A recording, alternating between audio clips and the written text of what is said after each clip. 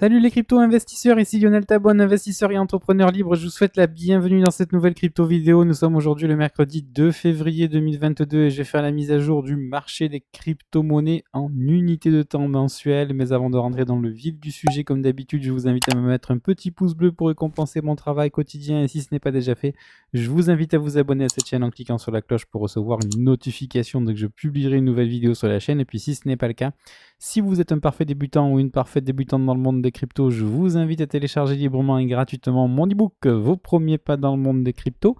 Pour cela, c'est très simple, vous cliquez sur le lien qui est juste en dessous de cette vidéo, vous m'indiquez votre adresse mail et je vous envoie tout ça dans votre boîte mail. C'est comme ça, c'est pour vous, c'est cadeau. Allez, aujourd'hui, on fait vraiment une analyse mensuelle en profondeur. On va commencer avec l'action Riot Blockchain, qui je vous le rappelle, est une action américaine qui est dans le secteur du minage des crypto-monnaies et qui traduit plus ou moins la présence ou non des institutionnels sur ce secteur des crypto-monnaies micro-marchés par rapport au marché par exemple de la bourse traditionnelle. On voit que depuis maintenant plusieurs mois, on est rentré dans une phase corrective baissière en mensuel sur cette action.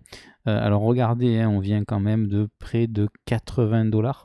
Et on avait fait un petit bottom ici sur les 67 centimes de dollars. On avait pu repérer également ici cette espèce de gros W ici.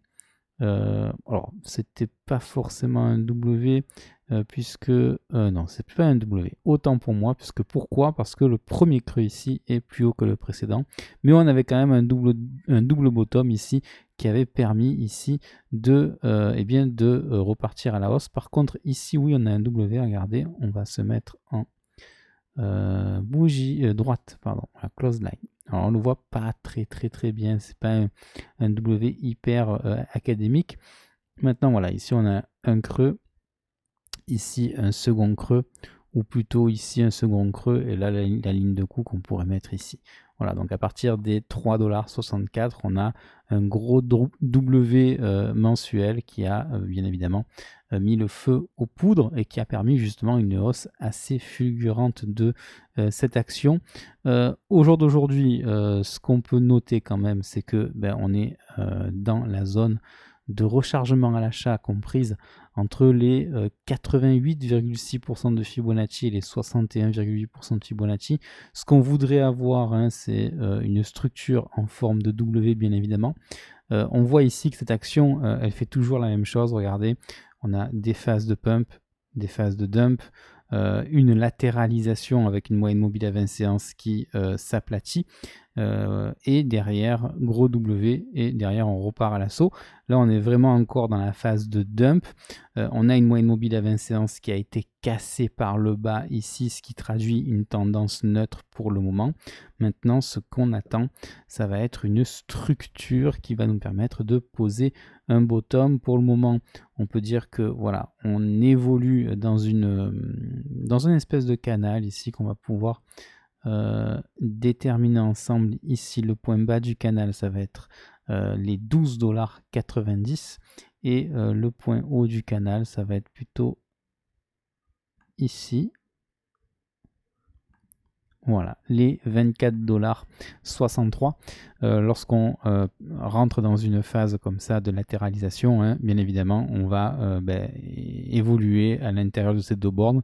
Tant que on ne cassera pas l'une de ces deux bornes, soit par le bas, soit par le haut, on n'aura pas de résolution ni haussière ni baissière, donc on n'aura pas de reprise de tendance très significative. Voilà ce que l'on peut dire sur cette action-là. Qu'est-ce qu'on peut dire d'autre ici? Qu'on a un énorme creux dans la value actuellement. On peut dire que voilà, entre les 7,17 $ et les 20 $, on a un énorme creux dans la value et que on peut évoluer comme ça pendant très longtemps. On peut regarder les indicateurs techniques vraiment pour avoir une analyse très précise de la situation. Regardons d'abord le momentum.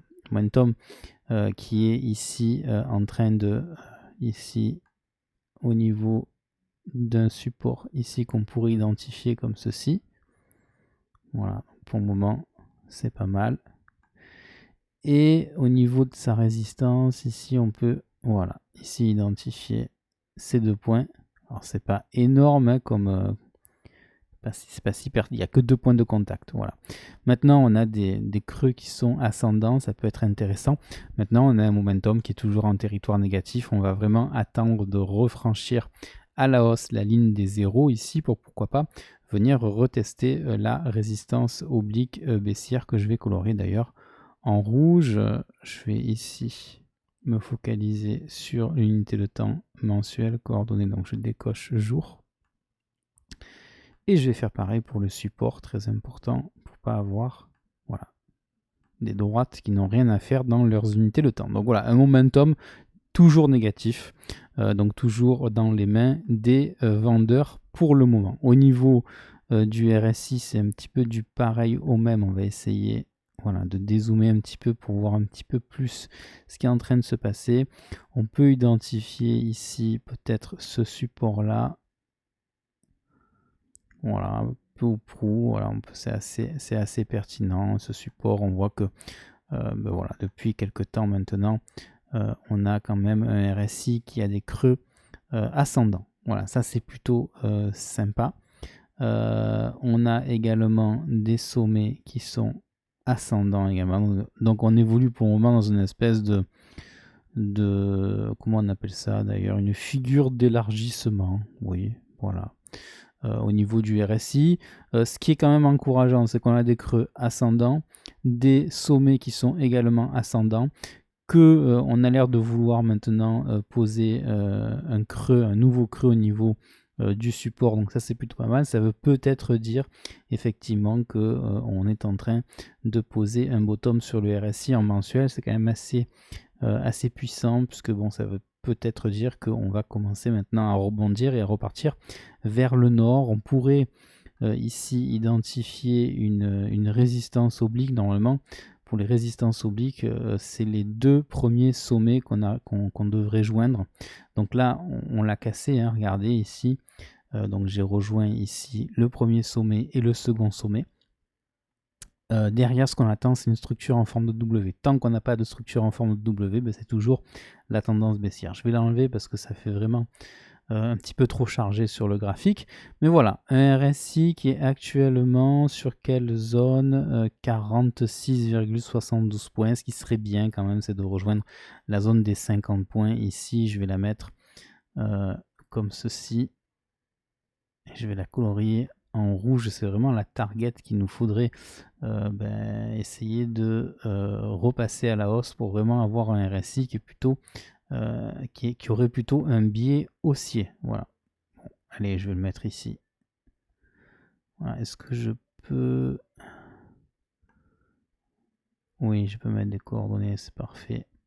Donc je vais mettre ici sur 50. Voilà, donc ça va être vraiment ici la target hein, qu'on va vraiment vérifier, surveiller ensemble.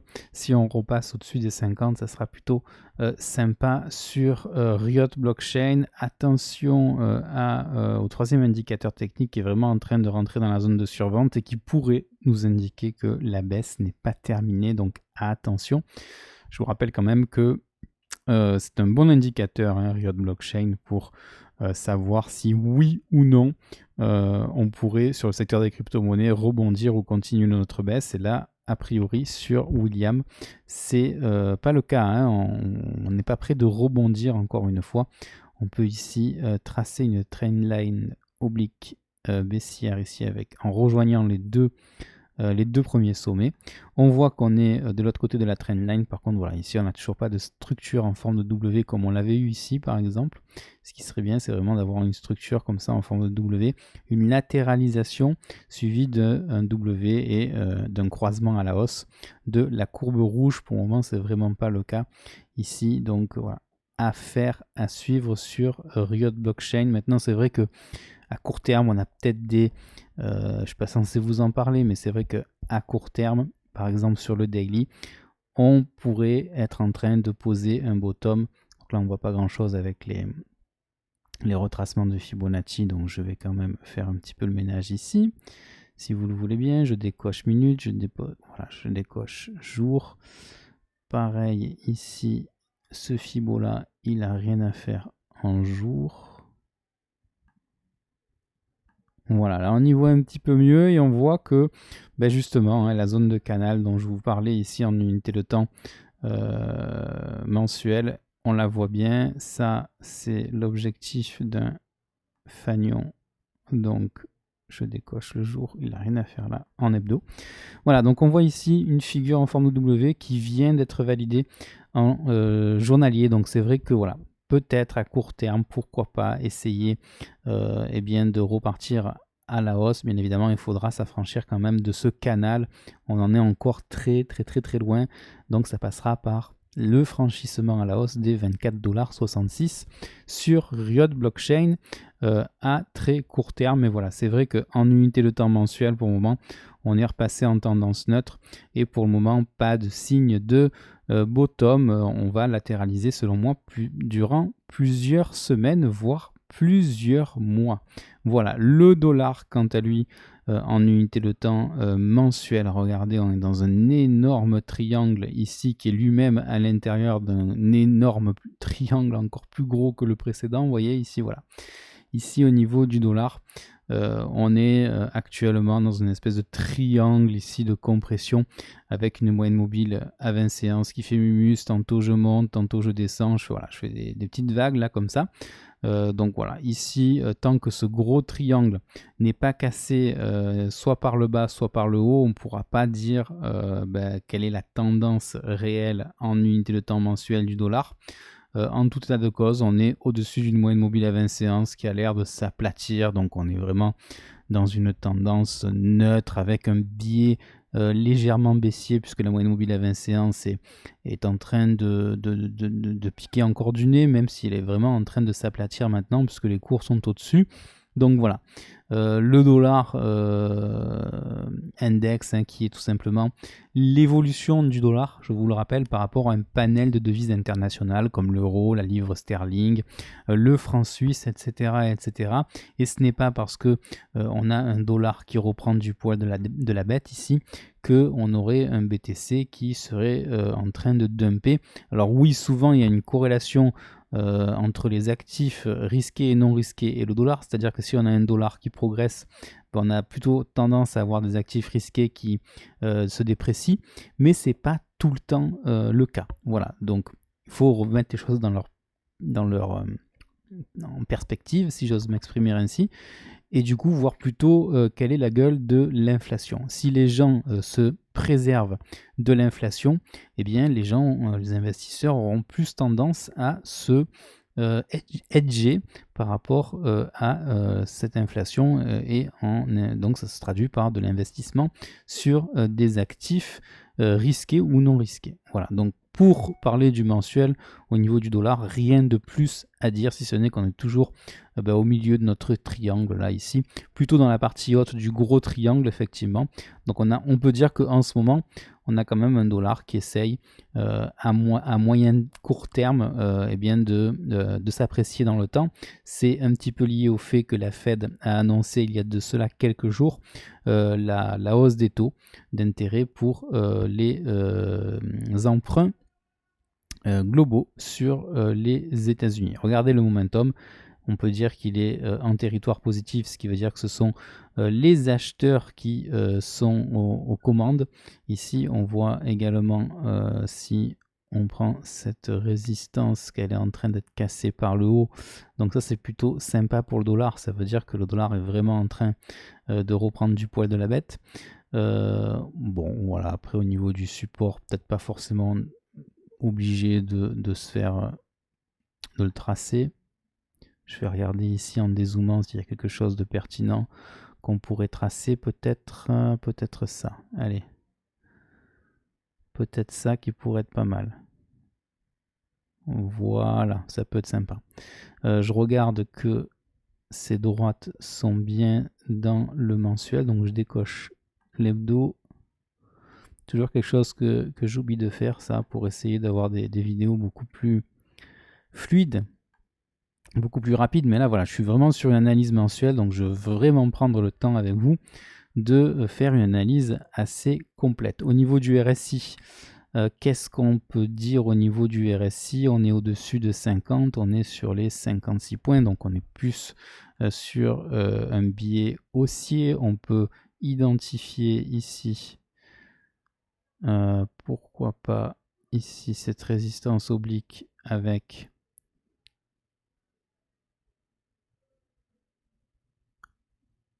les deux premiers sommets. Si TradingView me laisse, voilà. Ici, est-ce qu'on a un W ici? Non. Ici, on est en train, oui, de créer un gros W ici. Voilà, ici deux creux ascendants et la ligne de coup qui a été cassée. Donc, reprise de la tendance haussière hein, sur le RSI. Donc, plutôt pas mal pour le dollar tant qu'on reste au-dessus de ce support-là. Ben, on aura un dollar qui reprendra de la valeur par rapport aux autres devises internationales. Donc c'est plutôt intéressant. Ça ne veut pas dire encore une fois que le Bitcoin ne le surperformera pas, mais en tout cas, toutes les autres devises vont souffrir. Et on le voit d'ailleurs avec l'euro-dollar. Hein, je vous le remets sans vous montrer le graphique, mais regardez l'euro-dollar. L'euro-dollar est à 1,1273. Sachant qu'il y a encore quelques mois, on était encore à 1,20$ ou 1,25$ l'année dernière en 2021 et même l'année d'avant en 2020, on culminait quand même à 1,25$. Donc on a clairement un euro qui se déprécie par rapport au dollar et c'est plutôt dû au fait que c'est surtout le dollar qui s'apprécie par rapport aux autres devises internationales. Voilà pour le RSI. Regardez William qui est en passe de passer dans sa zone de surachat. Ça aussi, c'est un indicateur important. On est très haut par rapport à la courbe de signal rouge ici. On a validé ici un bottom, vous le voyez ici, dans la zone de survente. Et là, ça nous indique clairement que si on repasse en zone de surachat, on aura une accélération à la hausse du dollar. Ce qui pourrait ne pas forcément être une bonne nouvelle pour le secteur des crypto-monnaies, mais encore faut-il que le Bitcoin soit moins performant que ce dernier. Là encore, il y a eu des phases de marché durant lesquelles on a eu un dollar qui s'appréciait et également un Bitcoin qui s'appréciait aussi. Donc le Bitcoin en général est assez fort par rapport au dollar. Alors après, c'est vrai qu'il y a des petites turbulences à court terme où on a un dollar par exemple qui s'apprécie et un Bitcoin qui est un petit peu plus faible. Voilà. Mais là, effectivement, sur le mensuel, on a quand même des indicateurs techniques qui nous montrent que bien le dollar est en train de rebondir. On verra le mois prochain si derrière cette tendance commence à s'épuiser ou alors à continuer dans ce sens-là. Maintenant, si William passe dans la zone de surachat, je pense que tant que ce sera le cas, tant qu'on restera dans la zone de surachat sur William, ben, on aura un dollar qui continuera à s'apprécier par rapport aux autres monnaies. Bien sûr, si on n'arrive pas à rentrer dans la zone de surachat, ce qui pourrait être le cas, hein, c'est possible. On pourrait par exemple ici avoir une zone de résistance sur les moins 19, moins 20, ici et repartir vers le bas. Ça, c'est tout à fait possible. À voir un petit peu ce que nous prépare justement le dollar pour les prochains mois. Voilà. Le plus important, comme je vous le disais précédemment, c'est la manière dont les investisseurs se prémunissent contre l'inflation.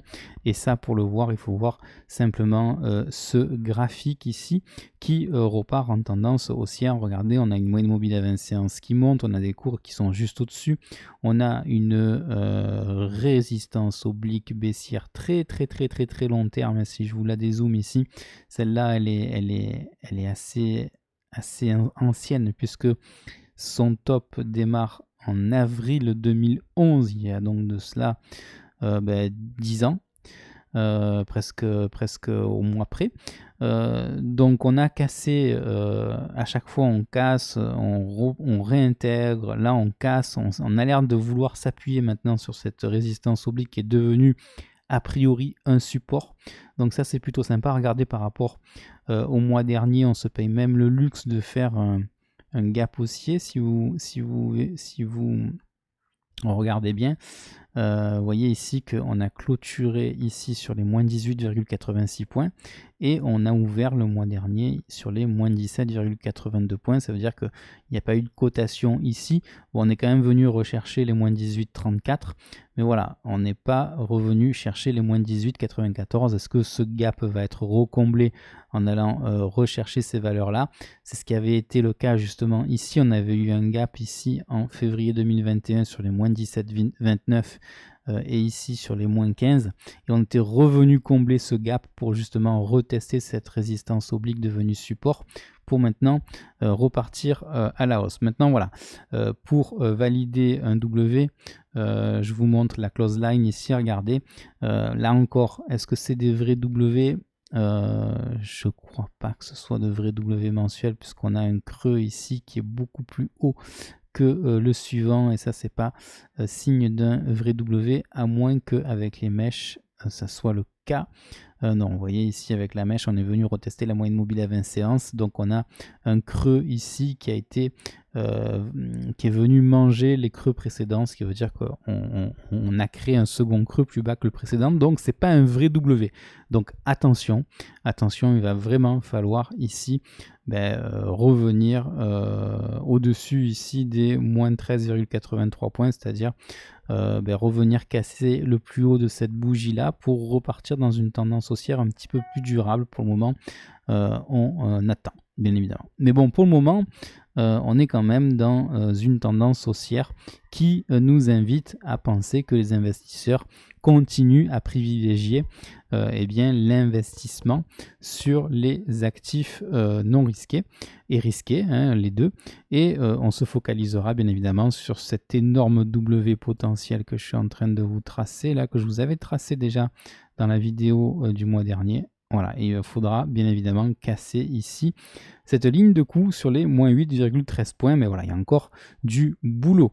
Regardons les indicateurs techniques, pas mal, regardez là, par exemple sur William, quand je vous dis pas mal, William, il était en train d'évoluer dans la zone de surachat, il vient de la casser par le bas ici en août dernier, on réintègre, on repasse en dessous, on essaie de réintégrer et on n'arrive pas à revenir en zone de surachat.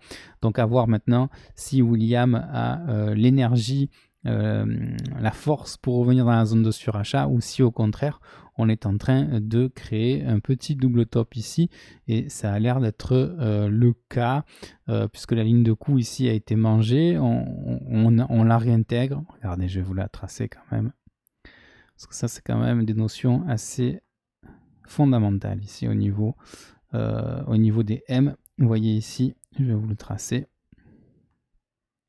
premier sommet, second sommet qu'on casse avec la ligne de coup. Donc là on vient retester la ligne de coup, donc peut-être qu'on a une fausse cassure et que c'est pas véritablement un M, mais voilà, pour le moment au niveau de William il faut vraiment surveiller cette ligne de coup. Si on repasse en dessous et que on repasse par exemple en dessous cette ligne de coup là, puisque ça serait un deuxième M ici, il est là, d'accord.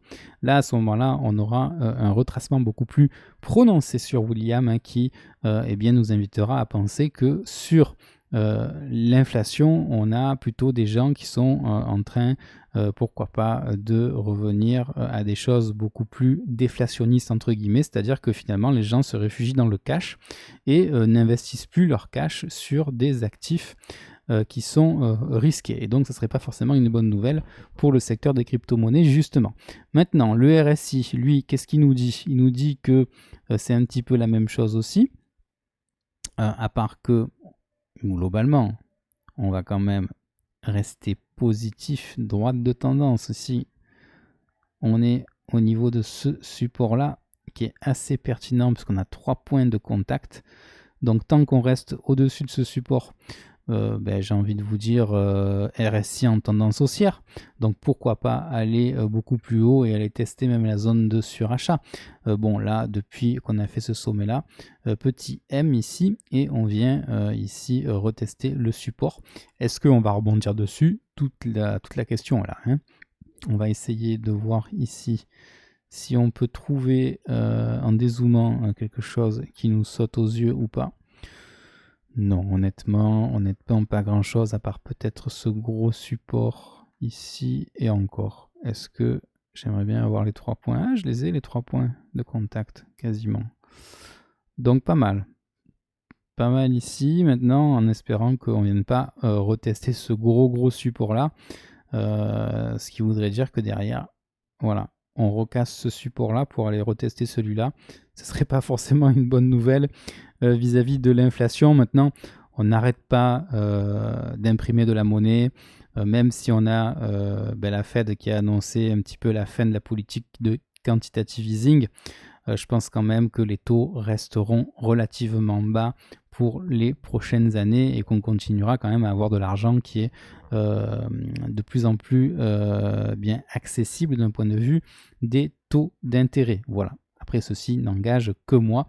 Affaire à suivre. Regardez l'or également qui est toujours dans ce triangle de compression en mensuel. On n'a pas beaucoup d'informations. Donc le mois dernier, ici, plutôt en décembre 2021, on était revenu tester la moyenne mobile à 20 séances. Alors, regardez la moyenne mobile à 20 séances, elle commence maintenant à piquer un petit peu du nez, ou plutôt elle est en train de s'aplatir. On est en dessous. Voilà. Donc, est-ce qu'on va casser le triangle par le bas ou par le haut?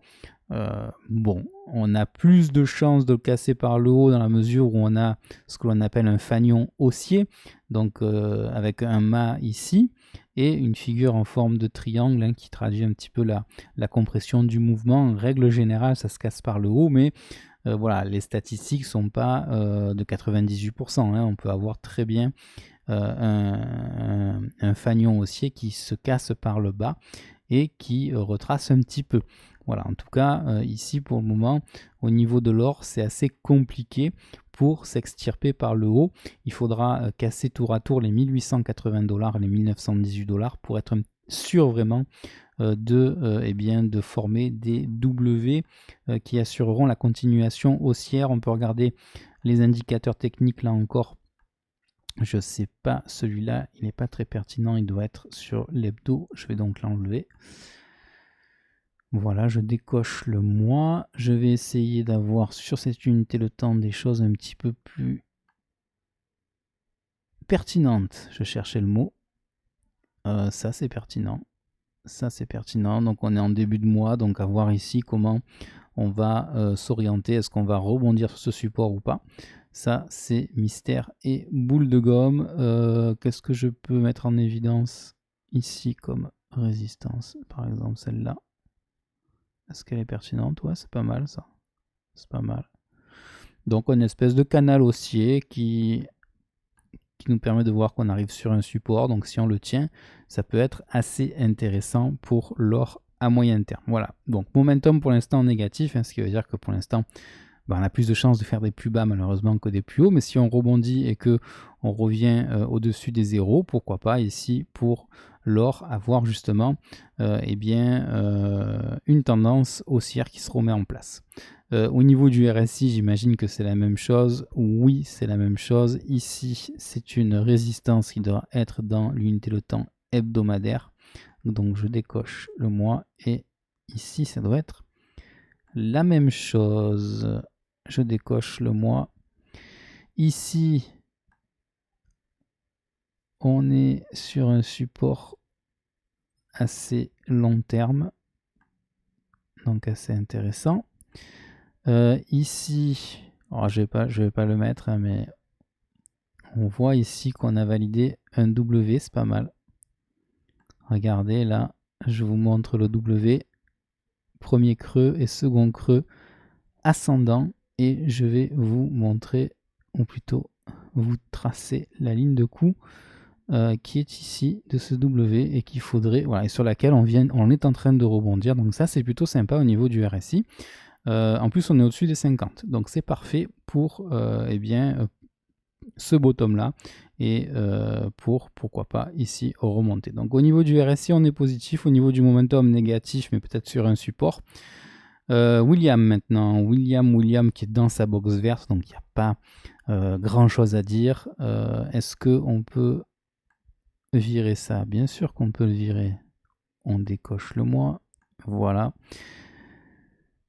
Qu'est-ce qu'on peut voir? Allez, on va tracer la résistance. C'est vraiment ça qui est le plus important ici. Droite de tendance. Ici. Voilà, celle-là, elle me paraît pertinente, à moins que celle-ci le soit également. Je préfère celle-là, puisque voilà, c'est les deux sommets consécutifs qui comptent. On avait cassé par le haut. On s'était appuyé dessus, on se rappuie encore dessus. Il faut vraiment maintenant trouver un W qui nous permette de repartir au nord. Regardez ici, les mouvements sont assez brutaux au niveau de Williams, c'est pas comme sur le RSI ou sur les cours. On le voit ici, regardez, gros rebond, reprise en V, et là gros W pour repartir dans la zone de surachat. Donc il n'est pas impossible qu'en un seul mois on arrive à faire une remontée brutale. D'accord. Donc voilà pour l'or, assez mitigé hein, vis-à-vis des indicateurs techniques, puisque voilà, Williams c'est pas trop ça. Le RSI c'est bien et le momentum c'est mitigé. Voilà. Donc et sur le cours, on est en tendance neutre hein, puisque on est dans un triangle de compression, donc il n'y a pas beaucoup de mouvements. Regardez la volatilité, elle est en train vraiment de baisser. Donc tout est entre guillemets très très calme au niveau de l'or. On passe au S&P 500 mensuel qui est ultra haussier. Quand je pense que les gens à court terme parlent de bear trap, de bear market, je me demande où est-ce qu'ils voient un bear market. Je vois ici moi un cours qui évolue depuis maintenant le 2 mars 2009, c'est-à-dire plus de 12 ans maintenant, près de 12 ans, un petit peu moins de 12 ans, au-dessus d'une moyenne mobile à 20 séances qui monte et qui joue le rôle de support maintenant depuis de nombreuses années. Et la moyenne mobile à 20 séances, vous le voyez, elle est encore très très basse. Ici, on est à 4059 points pour la moyenne mobile à 20 séances. Et on est actuellement à 4546 points. Si cette moyenne mobile à 20 séances venait à céder, pourquoi pas, je veux bien. On a quand même un premier arrêt ici à 3232 points. Donc tendance haussière, moyen terme, qui est somme toute évidente. Les indicateurs techniques, c'est un petit peu plus mitigé. Bon, il n'y a pas de gros support qui se dégage. Peut-être celui-là, un support long terme. Est-ce que c'est pertinent? Pourquoi pas? Pourquoi pas? Il n'y a que 2 points, mais pourquoi pas? Voilà. Ici, la résistance, ouais, c'est pas tip top, mais voilà, on peut dégager ici cette figure là. On a un momentum qui est en territoire positif, ce qui veut dire que ce sont les haussiers qui sont aux commandes, donc ça c'est plutôt sympa.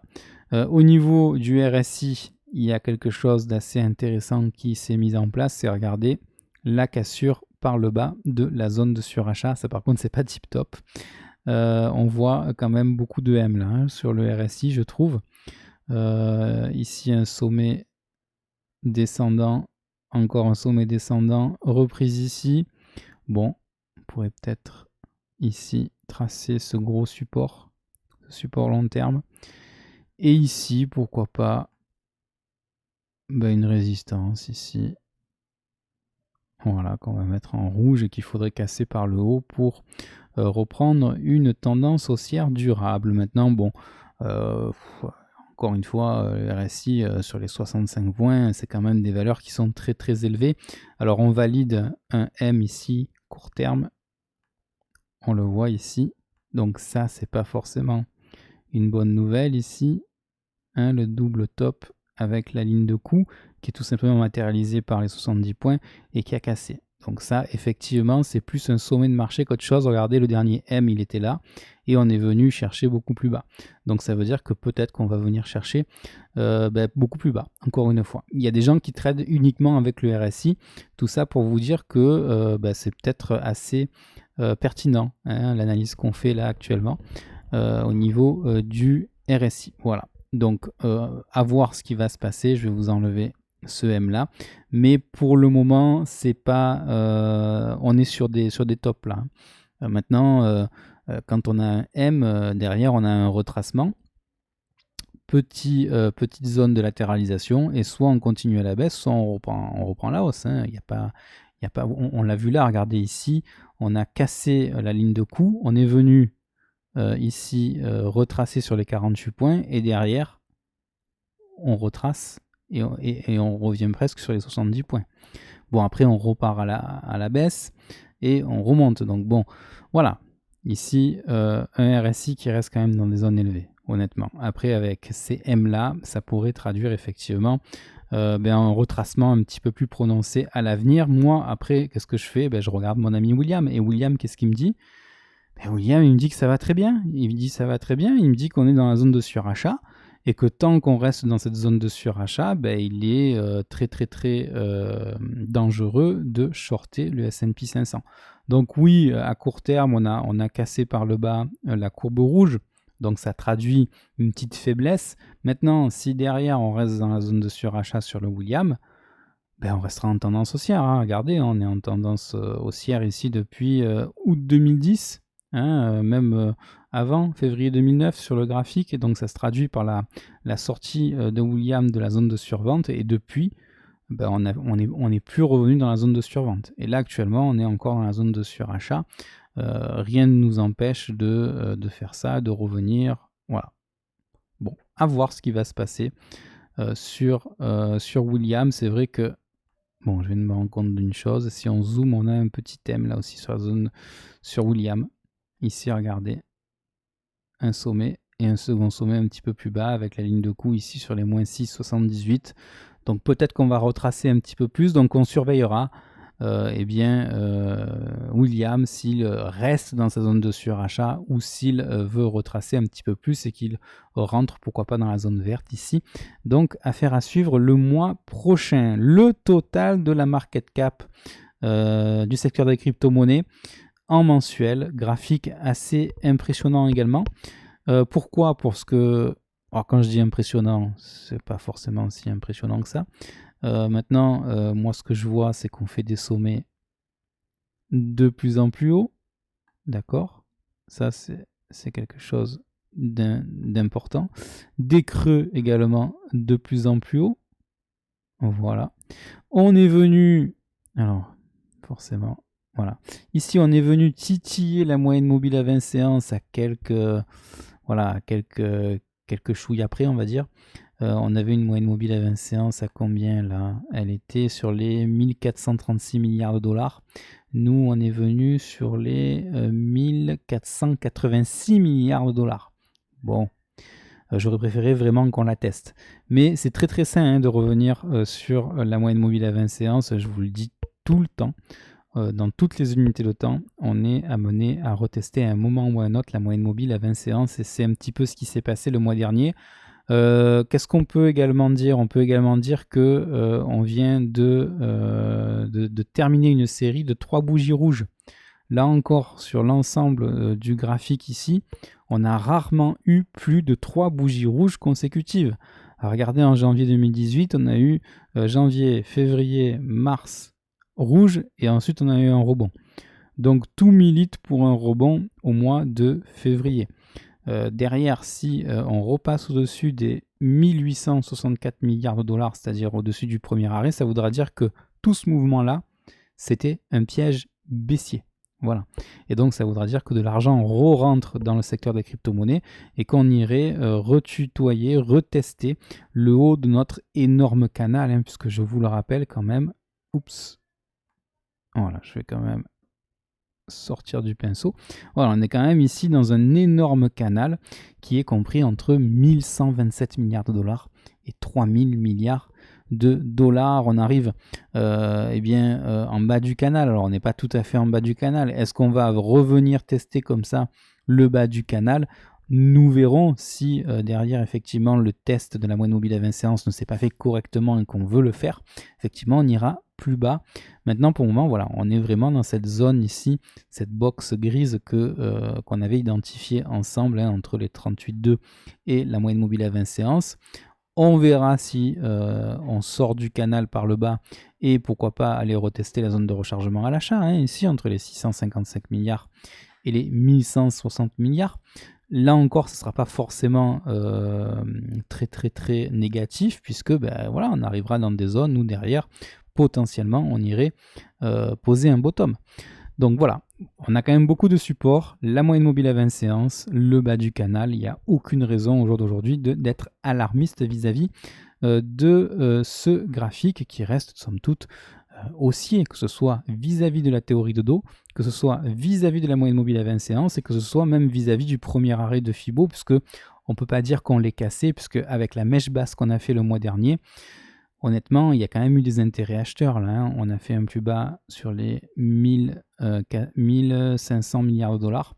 On reprend plus de 200 milliards de dollars, donc c'est quand même pas déconnant. Et puis ensuite, on pourrait regarder les indicateurs techniques ici. Premièrement, le momentum ici qui est en train de rebondir. On va dézoomer un petit peu pour voir s'il y a des choses qui sont un petit peu plus pertinentes. Pas forcément. Gros support ici. Gros support que je vais colorier en vert. Et ici, une grosse résistance. Bon, il n'y a que 2 points de contact, c'est pas forcément pertinent, mais on n'a que ça à se mettre sous la dent pour le moment. Donc momentum, momentum positif, hein, les enfants, hein, voilà, momentum positif donc dans les mains des acheteurs. Donc ça c'est plutôt pas mal. On appelle ça un triangle ascendant aussi, si je ne m'abuse, et ça en général c'est plutôt une figure haussière. Voilà, donc ça c'est plutôt sympa. On avait mis en évidence ici cette résistance sur le RSI. On pourrait peut-être mettre en place un gros support long terme également ici par exemple. Voilà, ça peut être pas déconnant du tout de faire comme ça. Je vais colorier ça en vert. Voilà, donc creux ascendant ici sur le RSI, pourquoi pas. On est au-dessus des 50, donc ça aussi c'est pas mal. On est sous le coup d'un énorme M ici, puisque la neckline était ici sur les 65. Donc est-ce que maintenant on est prêt à poser un bottom sur le RSI? Pourquoi pas. C'est exactement ce qu'on avait fait ici. Hein, voilà, avec un gros W derrière. Pourquoi pas, écoutez, pourquoi pas, c'est quand même pas déconnant ici d'arriver sur des zones de support et de voir un RSI qui commence à rebondir. Et notre ami William qui complète toujours nos indicateurs techniques, qui nous dit qu'on est à l'intérieur de la box verte dans la partie supérieure. Peut-être ici sur une zone de support, ici effectivement c'est peut-être une zone ici, on le voit, hein, il y a eu beaucoup de rebonds là-dessus. Je vais vous la marquer cette zone parce qu'elle est assez intéressante selon moi. Je la vois ici en live, on voit ici que voilà, on a une zone ici qui peut être intéressante. Entre là et là, voilà. Donc pourquoi pas ici pourquoi pas rebondir. Faudrait pas d'ailleurs passer en dessous puisque sinon c'est direction la zone de survente et là par contre on serait mal. Mais bon, il y a eu quand même beaucoup de... C'est un support, c'est un gros support là. Regardez ici, ça nous a permis de rebondir. Ici on l'a cassé, on est allé directement dans la zone de survente. On l'a recassé par le haut, donc c'est redevenu un support. On rebondit ici au mois de juin dernier. C'est un petit peu le canal qu'on a sur notre graphique, hein, finalement. Hein. Ici, c'est le bas du canal et le haut du canal est dans la zone de surachat. Donc voilà, c'est tout ça est très cohérent. Ce qui me plaît plutôt sur le RSI, c'est qu'on est sur des zones de support et pareil sur le momentum et on est en territoire haussier au niveau du momentum. Et ce qui corrobore ce que je suis en train de vous dire là sur le total de la market cap, c'est ça, regardez. Le supply du stablecoin sur l'ensemble du secteur des crypto-monnaies, regardez. On est au-dessus d'une moyenne mobile à 7 séances qui monte, au-dessus d'une moyenne mobile à 20 séances qui monte, donc on n'arrête pas d'imprimer de l'argent, des stablecoins sur ce secteur de crypto-monnaies. Ça, c'est pas pour faire mumuse, hein, c'est pour acheter des cryptos tout simplement. Donc ça veut tout simplement dire qu'il y a de fortes chances pour que le market cap soit plutôt dans une tendance haussière, un petit peu comme les stablecoins et ce supply des stablecoins qui n'arrête pas de monter. Je vous rappelle également que c'est un tout petit marché, hein, 1,7 milliard, pardon, 1700 milliards de dollars, et que c'est tout simplement l'équivalent de la capitalisation de Microsoft et d'Apple. Voilà. Alors que je crois qu'on est sur les 60 à 70 000 milliards de dollars pour la capitalisation du S&P 500. Tout ça pour vous dire que c'est un tout petit marché, le secteur des crypto-monnaies, qui a plus un potentiel de développement à long terme que l'inverse. Maintenant, on termine avec l'analyse graphique du Bitcoin. Je sais, cette vidéo, elle est longue, mais il faut vraiment qu'on rentre dans les choses précisément. Et là, on voit également qu'on a une charte qui ressemble quand même à la market cap. Regardez, si je vous remets la market cap, voilà. clairement, on a quasiment la même tête pour les deux courbes. Donc honnêtement, ce que j'aime bien sur la courbe du Bitcoin, c'est que en mensuel, on est au-dessus d'une moyenne mobile à 20 séances qui monte. On est venu mécher, c'est-à-dire venir tester la moyenne mobile à 20 séances. Voilà, je me souviens, je vous en parlais déjà sur ma première chaîne YouTube qui s'est fait hacker d'ailleurs, hein, puisque Crypto Investisseur comptait plus de 400 personnes, 400 abonnés, et elle s'est fait hacker. Et je disais dans les premières vidéos de ma première chaîne YouTube, donc sur les crypto-monnaies, que c'était pas normal qu'on évolue au niveau du Bitcoin aussi loin de la moyenne mobile à 20 séances, et qu'à un moment ou à un autre, il fallait la retester. Bien évidemment, à l'époque, la moyenne mobile à 20 séances, c'était sur les 22 000 $. Donc forcément, personne n'y croyait, surtout quand on était sur les 65 000 $. Du coup, derrière, au lieu de rebondir dessus, on a rebondi juste un peu plus haut sur les 28 800 $. Mais là, maintenant, la moyenne mobile à 20 séances, elle a monté, forcément, avec tout ce qui s'est passé en 2021. Et du coup, on a fini par venir retester cette moyenne mobile à 20 séances. Donc pour moi, d'un point de vue de cette moyenne mobile à 20 séances, on est parti pour rebondir.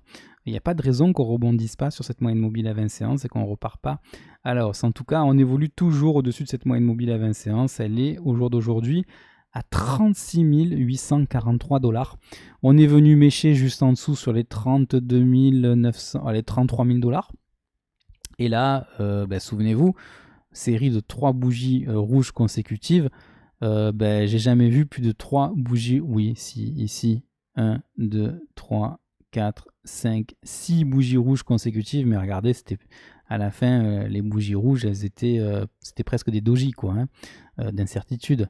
Donc, à mon avis, on n'ira pas plus bas. Maintenant, ça reste que mon avis. Maintenant, si on va plus bas, ça sera pour aller chercher le bas du canal. Et à ce moment-là, quand on sera sur les 30 000 $, derrière, ça va faire flipper des gens.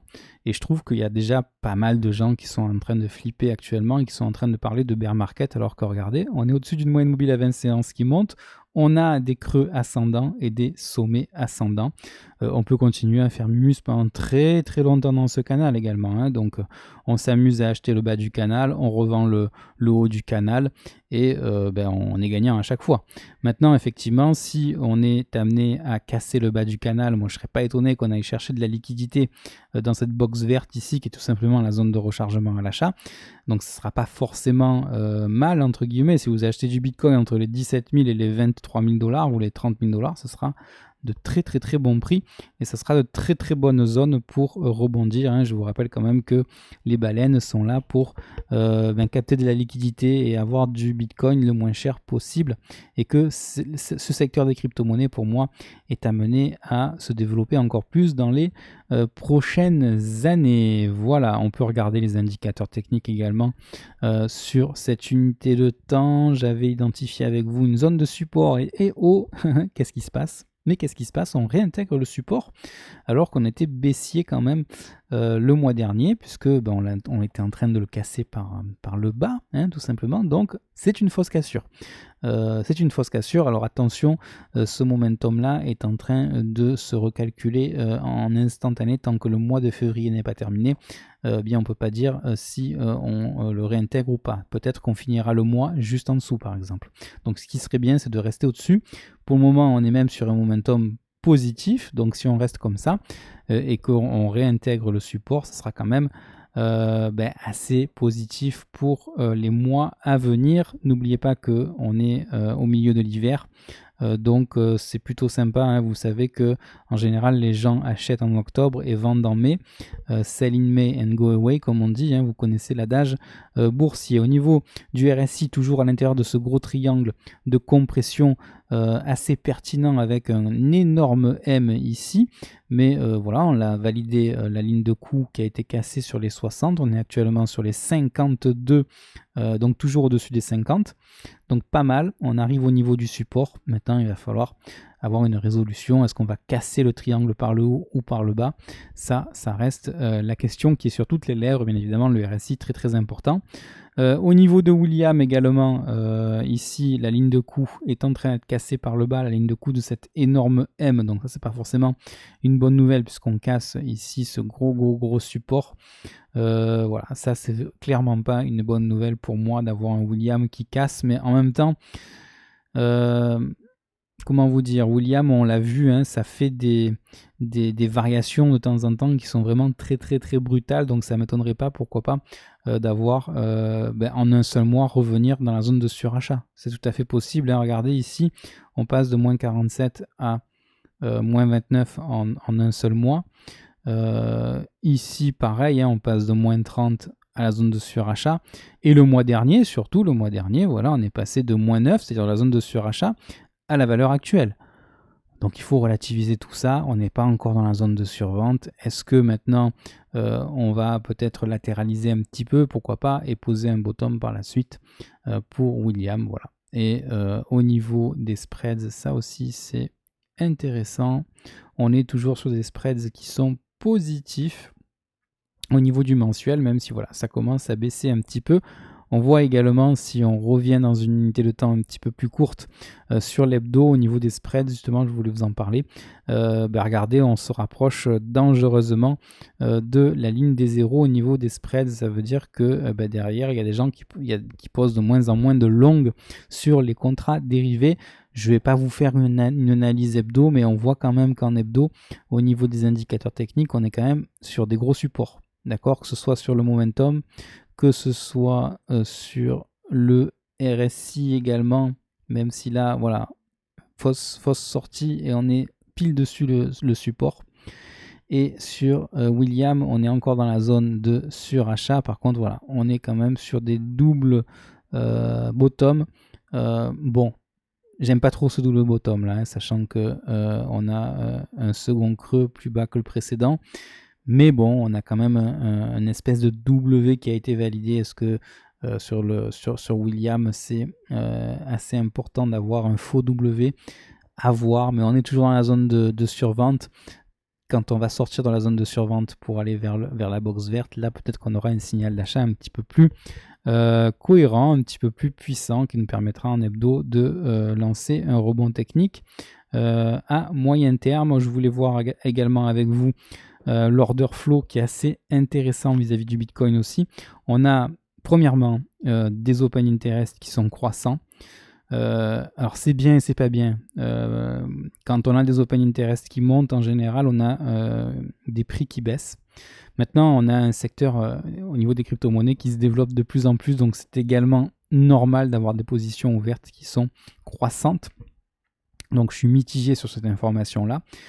Information sur le funding, c'est-à-dire sur les taux d'intérêt qui sont gagnés par les plateformes d'échange, hein, comme Binance, comme Kraken, comme Coinbase, comme KuCoin, bref, ça veut dire tout simplement qu'on est dans le rouge ici. Et si on est dans le rouge, ça veut dire que eh bien, les plateformes vont vous payer des taux d'intérêt pour que vous puissiez utiliser les contrats dérivés. Ça veut dire qu'il y a de moins en moins de gens qui sont en train d'utiliser les contrats dérivés et qu'il y a de plus en plus de gens qui sont tout simplement en train d'acheter sur le marché spot. Et ça, c'est plutôt intéressant. Regardez, quand on cumule un funding négatif ici avec des spreads négatifs, on le voit ici maintenant depuis décembre 2021, on évolue en territoire négatif au niveau des spreads. Ça veut dire que les gens sont plutôt baissiers sur les contrats dérivés. Et quand on cumule le fait d'avoir des spreads négatifs et des fundings négatifs, regardez, on pose des bottoms. Donc on a quand même des indicateurs qui nous disent, voilà, par le passé, quand on avait un funding négatif et un spreads négatif, ben c'est là où on a rebondi sur les 30 000. Vous le voyez ici, hein, c'était sur le mois de mai, on avait deux bougies mensuelles de funding négatif avec des spreads négatifs. Et on a fait un W et on est reparti sur les 70 000 $. Et là, on entame un deuxième mois ici de funding négatif avec des spreads négatifs. Donc j'ai envie de vous dire, peut-être qu'on est sur un bottom sur le BTC. Voilà, donc moi ce que je voudrais pour les mois à venir, c'est que en unité de temps mensuel, on est une moyenne mobile à 20 séances qui joue le rôle de support. Vous remarquerez ici qu'on est également sur les 50% de Fibonacci et que les 50% de Fibonacci, les précédents mois, ils ont joué un énorme rôle de support. Regardez ici, même si on a été méché sur les 28 800 $, on n'a jamais trop clôturé en dessous des 35 900 $. Donc ces 35 920 $, on voit qu'ils jouent un énorme rôle de support.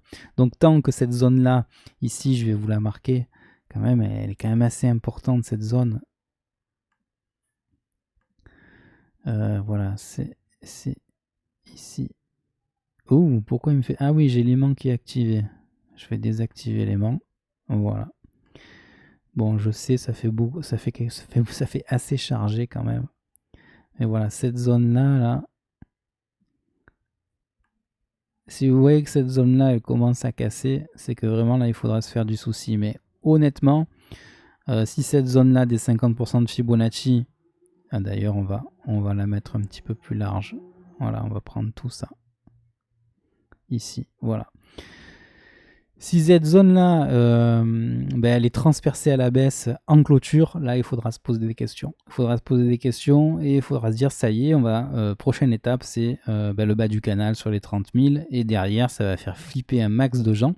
Et derrière, rebond technique, bottom, mise en place de bottom. Maintenant, le bottom, soit on le fait ici, soit on le fait plus bas, soit on le fait dans la zone de rechargement à l'achat. Mais à un moment ou à un autre, on aura un bottom, ça c'est certain. Quand il n'y aura plus de vendeurs pour vendre, quand les vendeurs se seront bien gavés, eh bien, il n'y aura plus de tokens à vendre, donc il n'y aura plus que des achats. Et donc, ce sera la reprise haussière et la fin de la capitulation. Voilà, j'espère que cette vidéo vous a plu. Si c'est le cas, je vous invite à me mettre un petit pouce bleu. Si vous pensez qu'elle peut intéresser d'autres personnes, partagez-la. Si ce n'est pas encore le cas, je vous invite à vous abonner à cette chaîne en cliquant sur la cloche pour recevoir une notification dès que je publierai une nouvelle vidéo sur la chaîne. Et puis n'oubliez pas, prenez soin de vous, prenez soin des gens que vous aimez, ayez l'esprit cash flow. Et puis quant à moi, je vous retrouve très bientôt en vidéo. Ciao!